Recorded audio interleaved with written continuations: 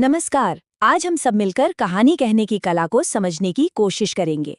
ये जो पूरी बातचीत है ये अभिव्यक्ति और माध्यम के सिलेबस पर आधारित है। तो चलिए शुरू करते हैं और देखते हैं कि एक अच्छी कहानी आखिर लिखी कैसे जाती है। तो सबसे पहले एक बहुत ही बुनियादी सवाल पर आते हैं। क्या वाकई हर इंसान के अंदर एक कहानीकार छिपा होता है? देखिए, सच तो ये है कि कहानियां कहने और सुनने की जो चाहत है वो हम सब में होती ही है। बस फर्क इतना है कि कुछ लोग इस हुनर को निखार लेते हैं और कुछ नहीं। ठीक है, तो आज की हमारी बातचीत का रोड मैप कुछ ऐसा रहेगा। हम 4 हिस्सों में कहानी को समझेंगे।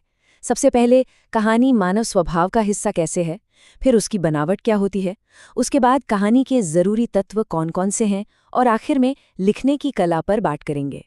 तो सबसे पहले हिस्से पर आते हैं। आखिर ये कहानियां हमारे इतिहास का, हमारी रोजमर्रा की जिंदगी का इतना जरूरी हिस्सा हैं क्यों? आइए इसी को समझते हैं।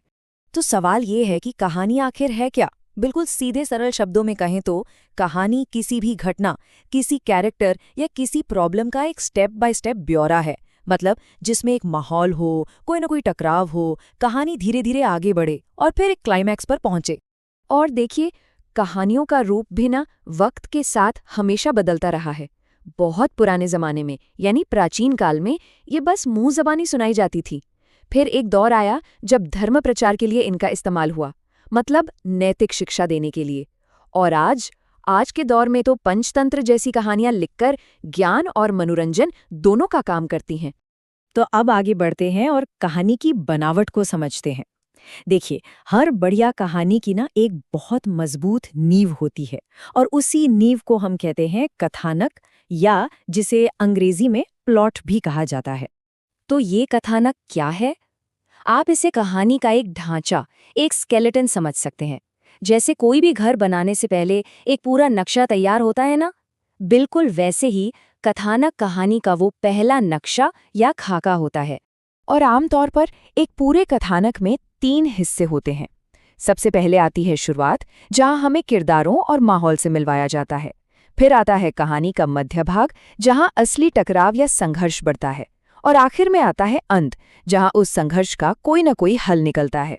लेकिन सवाल ये है कि इन कहानियों का आइडिया, ये कथानक आता कहाँ से है? असल में इसकी चिंगारी कहीं से भी मिल सकती है। हो सकता है किसी घटना से, कोई जानकारी मिली हो उससे, कोई पर्सनल एक्सपीरियंस हो, या फिर बस कल्पना की कोई उड़ान। प्रेमचंद की मशहूर कहानी कफन को ही ले लीजिए। ये इसका एक बहुत ही बढ़िया उदाहरण है। सोचिए, इतनी गहरी और दिल को छू लेने वाली कहानी का जो पूरा कथानक है, उसे भी सिर्फ 10-12 लाइनों में समेटा जा सकता है। तो ठीक है, कहानी का ढांचा यानी कथानक तो तैयार हो गया। अब उन जरूरी चीजों पर बात करते हैं जो इस ढांचे में जान डालती हैं, मतलब कहानी के मुख्य तत्व। किसी भी कहानी को असरदार और मज़ेदार बनाने के लिए उसमें ये 7 तत्व होने बहुत ज़रूरी हैं। कौन-कौन से? कथानक, द्वंद्व, देशकाल और वातावरण, पात्र, चरित्र चित्रण, संवाद और आखिर में चरमोत्कर्ष। ये सब जब एक साथ मिलते हैं ना, तब जाकर एक यादगार कहानी बनती है। देखिए, कहानी में द्वंद्व यानी कॉन्फ्लिक्ट का होना बहुत ज्यादा जरूरी है। इसी से कहानी में टेंशन आता है और वो दिलचस्प बनती है। मतलब अगर कोई किरदार अपनी मंजिल तक पहुंचना चाहता है तो ये एक सिचुएशन है, लेकिन अगर वो पहुंचना चाहता है और रास्ते में तूफान आ जाए तो ये हुआ द्वंद्व। बिना रुकावट के कहानी कहानी ही नहीं है। अब बात करते हैं देश, काल और वातावरण की। ये सिर्फ एक बैकग्राउंड नहीं है, ये कहानी को असली बनाता है। सोचिए, अगर कहानी एक अस्पताल में सेट है तो उसे विश्वसनीय बनाने के लिए वहाँ की आवाज़ें, वहाँ के लोग, वहाँ की जो रोज़ की भागदौड़ है, उसे दिखाना पड़ेगा, तभी तो असली लगेगा। और हाँ, मॉडर्न कहानी लिखने का एक बहुत ही जरूरी नियम है, दिखाओ बताओ मत। मतलब ये मत लिखिए कि आपका किरदार बहुत दयालु है, बल्कि उसके कामों से दिखाइए कि वो दयालु है। जैसे अगर वो किसी कांपते हुए गरीब को अपनी शॉल दे देता है तो उसकी दयालुता अपने आप साबित हो जाती है। इसका असर कहीं ज्यादा होता है। फिर आते हैं संवाद यानी डायलॉग्स। अच्छे डायलॉग्स किरदारों में जान डाल देते हैं और कहानी को आगे भी बढ़ाते हैं। पर एक बात का ध्यान रखना बहुत ज़रूरी है, डायलॉग्स छोटे हों, नेचुरल लगे और उनका कोई मकसद हो। लंबे लंबे और बेमतलब के डायलॉग्स कहानी को बोरिंग बना सकते हैं। और फिर आता है कहानी का सबसे ज़रूरी मोड़, चरमोत्कर्ष यानी क्लाइमैक्स। ये सिर्फ कहानी का पीक नहीं होता। एक अच्छा क्लाइमैक्स वो है जो पढ़ने वाले को सोचने पर मजबूर कर दे, उसे अपने मतलब निकालने का मौका दे। सब कुछ थाली में परोसकर नहीं देना चाहिए। तो अब तक हमने कहानी की सारी थ्योरी तो समझ ली। चलिए अब इसके प्रैक्टिकल पहलू पर चलते हैं, यानी लिखने की असली कला पर। मशहूर लेखक भीष्म साहनी का एक किस्सा है। इससे पता चलता है कि कहानियां हमारे चारों तरफ बिखरी पड़ी हैं। हुआ ये कि उन्होंने असल जिंदगी में एक बहुत ही दुखद घटना देखी। एक बीमार लड़का था, उसकी रोती हुई प्रेमिका थी, वो गांव से भागकर आए थे और पूरी भीड़ उनका मजाक उड़ा रही थी।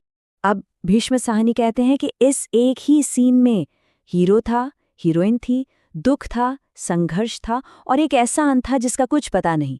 सोचिए, इसी असल घटना से उनकी कहानी नीली आंखें निकली।